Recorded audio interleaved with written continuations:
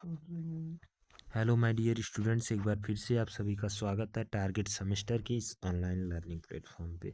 Friends, आज की इस वीडियो में हम बात करेंगे SCW जो 101 का पेपर है आपका कल है, ठीक है।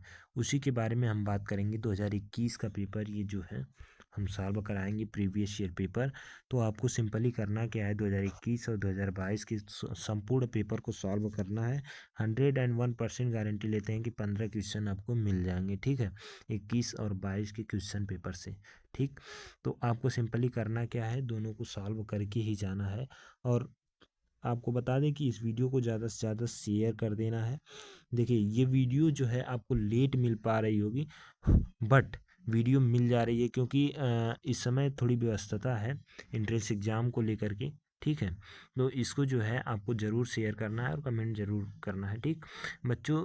आज की इस वीडियो को हम पहले क्वेश्चन से जो है स्टार्ट करते हैं।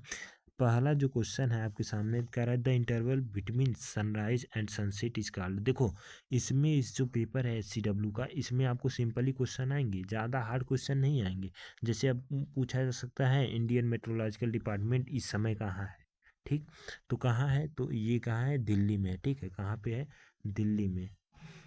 दिल्ली में जो है इंडियन मेट्रोलॉजिकल डिपार्टमेंट जो है दिल्ली में स्थित है। लेकिन ये कई जगह रह चुका है। जैसे अब इसकी स्थापना का देखा जाए तो 1875 में इसकी स्थापना हुई थी। कहाँ पे हुई थी बच्चा, पुणे में। कहाँ पे हुई थी, पुणे में इसकी स्थापना हुई थी। बट इस समय सिचुएटेड कहाँ है, तो ये दिल्ली में है। ध्यान से करिएगा, बहुत बच्चे क्या है पुणे लगा कर चले आएंगे, लेकिन जो है प्रेजेंट टाइम में जो सिचुएटेड है वो दिल्ली में है। जब इसकी स्थापना हुई थी तब ये कहाँ पे स्थित था, तो पुणे पे, पुणे में इसकी स्थापना हुई थी, ठीक है। तो इसी तरीके से आपको क्वेश्चन पूछे जाएंगे, ठीक। तो इसमें कई तरह के क्वेश्चन पूछे जाएंगे। अब क्लाइमेट से पूछा जा सकता है कि क्लाइमेट का क्लासिफिकेशन सबसे पहले कौन किया था, तो वो किया था डी कैंडोल ने किया था। कौन किया था, डी कैंडोल। वहीं वेदर का अगर देखा जाए तो कोपेन एक पर्सन थे, कौन थे, कोपेन, उन्होंने किया था, ठीक है। इसी तरीके से आपके क्वेश्चन पूछे जा सकते हैं। और आपको क्या करना है, जितने भी इंस्ट्रूमेंट्स हैं, ठीक है, जितने भी मेजर करने वाले इंस्ट्रूमेंट्स हैं उनको आपको पढ़ के जाना है। और जितने भी डे हैं, जैसे अब पूछा जाए इंडियन मेट्रोलॉजिकल डे कब मनाया जाता है, और वाटर डे कब मनाया जाता है, अर्थ डे कब मनाया जाता है, इस तरीके से जो भी डे हैं, या फिर ओजोन दिवस कब मनाया जाता है, इस तरीके से जितने भी डे हैं आपको पढ़ लेना है, ठीक है। अब यहाँ पे हम पहले क्वेश्चन की तरफ चलते हैं। कह रहा है कि the interval between sunrise and sunset, sunrise और सनसेट के बीच का जो समय होता है उसको हम लोग क्या बोलते हैं, तो उसे हम लोग बोलते हैं डे लेंथ, ठीक है, डे लेंथ बोलते हैं, ठीक है। चलो अगले क्वेश्चन की तरफ चलते हैं। कह रहा है कि the atmospheric humidity is measured bye, जो एटमॉस्फियरिक ह्यूमिडिटी है उसको हम लोग मेजर किससे करते हैं, तो उसको करते हैं हम लोग हाइग्रोमीटर। हाइग्रोमीटर का आप लोगों ने नाम सुना होगा, हाइड्रोमीटर नहीं, हाइग्रोमीटर करते हैं, ठीक है। इस चीज़ को बिल्कुल एकदम ध्यान से पढ़ना है आपको क्वेश्चन को, फिर उसके बाद सॉल्व करना है। अब यहाँ पे आता है प्रिसिपिटेशन की बात आती है। फॉर्म्स ऑफ प्रिसिपिटेशन आप लोगों ने पढ़ा होगा। तो इसमें पूछा जा रहा है one of the forms of precipitation. मतलब देखो, ये 4 ऑप्शन दिए गए हैं, इसमें से आपको बताना है कौन सा प्रिसिपिटेशन का फॉर्म है। तो इसमें बता दें बच्चों, जो ओस होता है, ड्यू होता है, वही बस क्या है, प्रिसिपिटेशन का फॉर्म है इन चारों ऑप्शन में से, ठीक है। चलिए अगले क्वेश्चन की तरफ हम लोग बढ़ते हैं। कह रहा है smog is a type of, यानी जो स्मोग होता है वो कौन सा टाइप होता है, तो स्मोग देखो, फॉग और स्मोक के मिश्रण से जो है क्या बनता है, स्मॉग बनता है, ठीक है। चलो अगले क्वेश्चन की तरफ हम लोग बढ़ते हैं।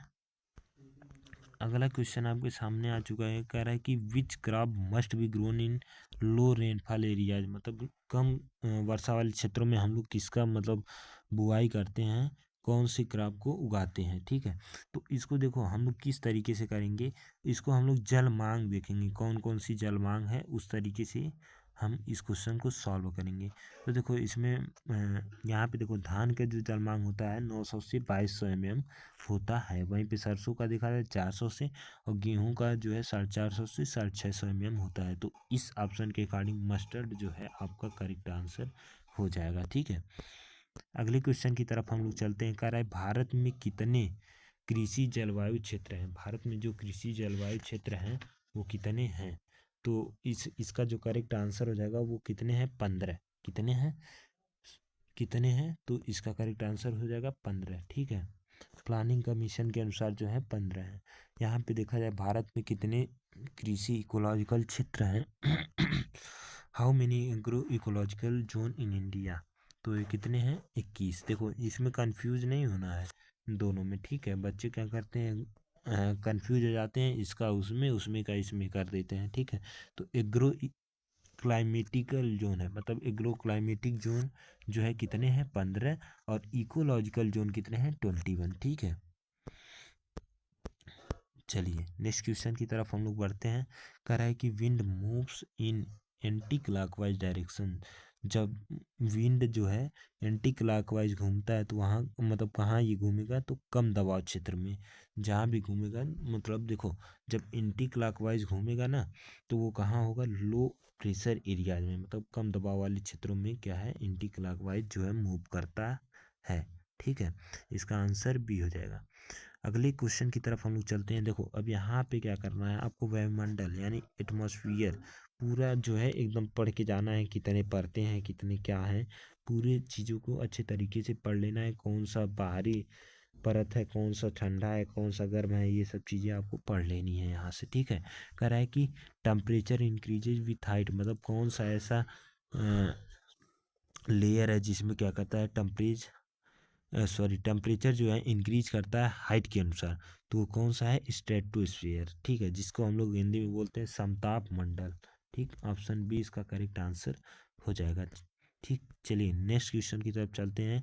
कह रहा है कि father of agro metrology in India, agro metrology के फादर कौन है, तो ये कौन है, एल ए रामदास, ठीक है।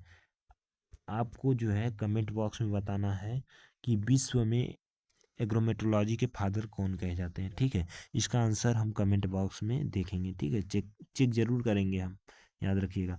अगला क्वेश्चन है कि कह रहा है कि study of cloud is called, मतलब बादल के अध्ययन को हम लोग नेप्थोलॉजी बोलते हैं, क्या बोलते हैं, नेप्थोलॉजी, ठीक है। वहीं अगर हम बात करें तो जो है वर्षा करने वाले बादल को हम लोग क्या बोलते हैं, निम्बो स्टेटस, क्या बोलते हैं, निम्बो स्टेटस बोलते हैं, ठीक है। चलो अगले क्वेश्चन की तरफ हम लोग चलते हैं। कह रहा है कि the vertical distance of equator is called, मतलब जो है इक्वेटर की लंबवत दूरी को हम लोग क्या बोलते हैं, लेटीट्यूड, और जो है यहीं पे देखो हॉरिजॉन्टल रहता तो क्या बोल देते, एल्टीट्यूड बोल देते, ठीक है। तो इसका करेक्ट आंसर क्या हो जाएगा, सी हो जाएगा, ठीक।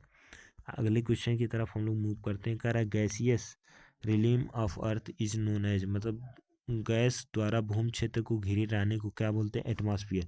देखो जो भी एटमॉस्फेयर है वो क्या है, गैसियस पार्ट है, ठीक है।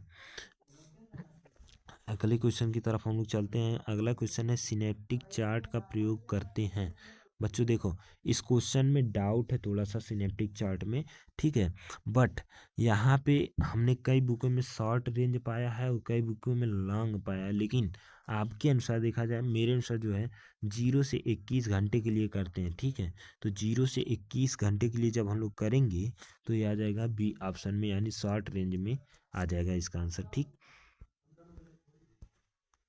चलिए अगले क्वेश्चन की तरफ चलते हैं। कह रहा है कि any structure which reduce wind speed is called, मतलब कोई संरचना है जो हवा की गति को कम कर देती है उसे हम लोग क्या बोलते हैं, तो विंड ब्रेक बोलते हैं, क्या बोलते हैं, विंड ब्रेक। विंड ब्रेक का मतलब ही तुम्हें आपको समझ में आ रहा होगा कि विंड ब्रेक का मतलब ही रोकना होता है, ठीक है। चलिए नेक्स्ट क्वेश्चन की तरफ हम लोग मूव करते हैं। अगले क्वेश्चन की तरफ कह रहा है कि solar radiation is received in form of, यानी जो सोलर रेडिएशन प्राप्त होता है वो किस फॉर्म में मिलता है, ठीक है। तो वो किस फॉर्म में मिलता है, तो इलेक्ट्रोमैग्नेटिक तरंग के रूप में, ठीक है। कौन सा हो जाएगा, ऑप्शन सी इसका करेक्ट आंसर हो जाएगा, ठीक है। ऑप्शन सी इसका करेक्ट आंसर हो जाएगा। चलिए नेक्स्ट क्वेश्चन की तरफ हम लोग मूव करते हैं। कह रहा है all the weather change are closely related, यानी जो भी वेदर चेंज होता है वो किसके कारण होता है, तो सबसे ज़्यादा अगर देखा जाए तो वेदर जो चेंज चेंज होता है वो टेम्परेचर के चेंज होने से ही होता है, ठीक है। जो टेम्परेचर चेंज होता है उसी से जो है वेदर चेंज होता है, ठीक है। जनरली आप लोग देखे होंगे कि ऐसा देखने को मिलता है कि दिन में जो है जब बादल छाए हुए होते हैं तो गर्मी उमस ज़्यादा होती है, ठीक है। वो क्यों होती है, क्योंकि वो टेम्परेचर चेंज होने की वजह से होती है। जो हमारे पृथ्वी अवशोषित करती है ऊष्मा को, वो दोबारा जो है रिड्यूस नहीं कर पाती एटमॉस्फेयर में, इसलिए जो है टेम्परेचर ज़्यादा देखने को मिलता है। ठीक है, तो इस क्वेश्चन का आंसर क्या होगा? सी हो जाएगा। चलो अगले क्वेश्चन की तरफ हम लोग चलते हैं। 18 नंबर का है the immediate cause in wind difference, मतलब हवा परिवर्तन का तुरंत कारण क्या हो सकता है? तो तापमान की वृद्धि के कारण ही हवा में परिवर्तन होता है। ठीक है, तापमान वृद्धि के कारण। अच्छा, मान लो कि तापमान ज़्यादा है, ठीक है, तो हवा कहाँ उठेगी? ऊपर। बवंडर का नाम आप लोगों ने सुना होगा। ठीक है, भोजपुरिया में जो हम लोग बोलते हैं बवंडर, उसका नाम आप लोगों ने सुना होगा। आखिर वो आता क्यों है? क्या आपने कभी सोचा है? वो इसीलिए आता है कि गर्मियों के सीजन में आप लोगों ने देखा होगा कि टेम्परेचर ज़्यादा होता है। ठीक है, जब टेम्परेचर ज़्यादा होता है तो तभी जाके, मतलब टेम्परेचर ज़्यादा होने की वजह से वो बॉन्डर आता है। जो हवा है नीचे वाली, वो गर्म होके ऊपर की तरफ उठती है, तब बॉन्डर का निर्माण होता है। ठीक है, अब कह रहा है कि continuous reading of air pressure is done by, मतलब जो है हवा का जो दबाव होता है वो किसके द्वारा नापा जाता है? तो बैरोग्राफ के कारण, मतलब बैरोग्राफ से क्या है, नापा जाता है। ऑप्शन डी इसका करेक्ट आंसर हो जाएगा। ठीक है, चलो नेक्स्ट क्वेश्चन की तरफ हम लोग चलते हैं। कह रहा है कि isotherm indicated point with similar, मतलब आइसोथर्म जो है क्या इंडिकेट करता है? समान बिंदु का, मतलब समान बिंदु को क्या इंडिकेट करता है? मतलब वो तापमान को क्या करता है? इंडिकेट करता है। ऑप्शन सी इसका करेक्ट आंसर हो जाएगा। ठीक है, नेक्स्ट क्वेश्चन की तरफ हम लोग चलते हैं। देखो अभी यहीं पे देख लो, 3 से 4 क्वेश्चन आ गए मेजरमेंट की, मतलब मेजरमेंट मतलब जो भी, मतलब मेजरमेंट किस, मतलब कौन से इंस्ट्रूमेंट के द्वारा हम लोग मेजरमेंट कर रहे हैं। 3 से 4 क्वेश्चन यहाँ पे आ गए। देखो, evapotranspiration is measured by lysimeter, किसके द्वारा हम लोग नापते हैं? लाइसीमीटर के द्वारा। ठीक है, अब देखो यहाँ पे दो चीज़ बच्चे ज़्यादातर कंफ्यूज होते हैं, एक एनीमोमीटर से, एक विंड वेन से। ठीक है, तो विंड वेन से हम लोग हवा की दिशा मापते हैं, और हवा की गति मापना हो तो एनीमोमीटर के द्वारा हम लोग मापते हैं। ठीक है, अब देखो यहाँ पे आया D condole classified climate on the basis. आप देखो डी कंडोल पहले पर्सन थे जो क्या किए थे? क्लाइमेट को सबसे पहले क्लासिफाई किए थे। वो किसके आधार पे किए थे? वेजिटेशन के आधार पे जो है क्लाइमेट को जो है किए थे। ठीक है, किसके आधार पे? वेजिटेशन, यानी ऑप्शन इसका बी जो है करेक्ट आंसर हो जाएगा। नेक्स्ट क्वेश्चन की तरफ चलते हैं। देखो यहाँ पे आ गया ना, Indian meteorological department is situated, यानी ये प्रेजेंट का पूछ रहा है। ठीक है, तो प्रेजेंट में कहाँ है? प्रेजेंट में दिल्ली में है। ठीक है, जब इसकी स्थापना हुई थी तो ये पुणे में इसकी स्थापना होती है 1875 ईस्वी में। ठीक है, कब होती है? 1875 ईस्वी में इसकी स्थापना पुणे में हुई थी, लेकिन इस समय कहाँ है? दिल्ली में है। आगे बात करते हैं, motion availability index was introduced by, यानी नमी उपलब्धता सूचकांक दिया था। तो इसमें थोड़ा डाउट है, लेकिन इसका जो है जेबी फाउलर ही होंगे। ठीक है, कौन होगा? जेबी फाउलर। ऑप्शन ए इसका करेक्ट आंसर हो जाएगा। चलो नेक्स्ट क्वेश्चन की तरफ हम लोग चलते हैं। अगला क्वेश्चन है reflection without any changes its quality is called as, मतलब बिना, सॉरी, गुणों में बिना परिवर्तन के परावर्तित होता है, उसे हम लोग क्या बोलते हैं? एल्बिडो। मतलब देखो ये जो है सरफेस है, मतलब यहाँ से आई टेम्परेचर आई, मतलब जो भी आया रिफ्लेक्शन, वो जितना आई उतने सीधे परिवर्तन हो जा रही है, तो उसे हम लोग क्या बोलते हैं? एल्बिडो बोलते हैं। ठीक है, अगले क्वेश्चन की तरफ हम लोग चलते हैं। सौर विकिरण मापने का यंत्र है, तो वो है पायरेलियोमीटर।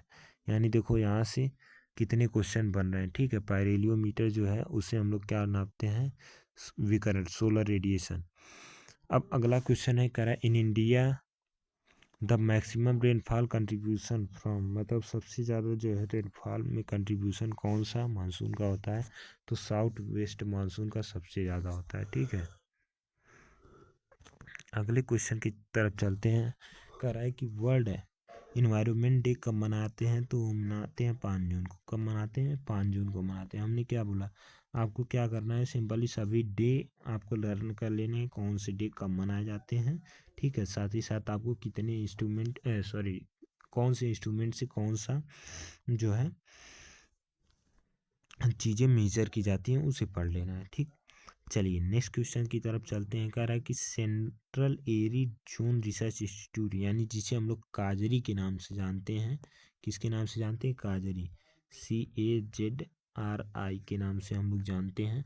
वो कहाँ स्थित है? तो ये जोधपुर राजस्थान में जो है स्थित है। ठीक है, अगले क्वेश्चन की तरफ हम लोग चलते हैं, अगले एंड लास्ट क्वेश्चन की तरफ। कह रहा है कि sunshine recorder used in India, मतलब इंडिया में सनशाइन रिकॉर्डर का प्रयोग किसने किया था? ठीक है, तो काम्पवेल स्ट्रोक ने दिया था। ठीक, कौन दिया था? काम्पवेल स्ट्रोक ने। ऑप्शन बी इसका करेक्ट आंसर हो जाएगा। फिलहाल इस वीडियो में इतना ही रखते हैं। ठीक है, आप अपना विचार जरूर रखिएगा, जो भी क्वेश्चन हमने कमेंट बॉक्स में पूछा है उसे ज़रूर बताइएगा। तो मिलते हैं अगले वीडियो में अगले टॉपिक के साथ। Thank you.